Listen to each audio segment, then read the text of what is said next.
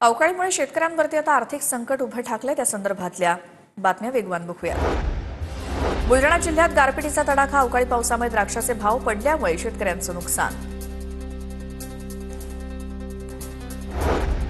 धुळ्याच्या साक्रीमध्ये अवकाळी पावसाचा तडाखा, साक्री तालुक्यातील सामोडे परिसरात शेतीचं मोठं नुकसान, पंचनाम्यांना वेग, शेतकऱ्यांकडून नुकसान भरपाईची मागणी।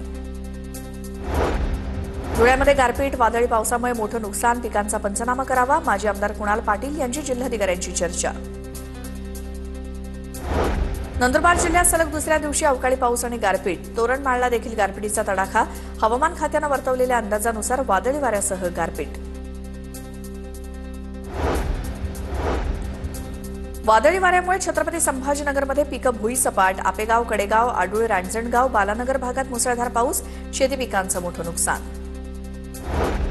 गोंदिया जिल्ह्यामध्ये अवकाळीच्या हजेरीनं फळबागा, मका धोक्यात, पुढील 3 दिवस पावसाचा इशारा असल्यामुळे शेतकरी चिंतेत, तर अवकाळी पावसामुळे धानाला फायदा।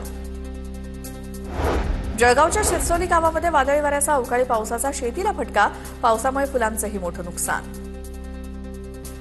वाशिम जिल्ह्यात पुढचे 2 दिवस गारपिटीसह पावसाचा अंदाज, अवकाळीमुळे वाशिम जिल्ह्यातील कांदा उत्पादक अडचणीत, कांद्याचं पीक काढणीच्या अंतिम टप्प्यात असताना कांद्याला फुलं उमलण्याचा धोका वाढला।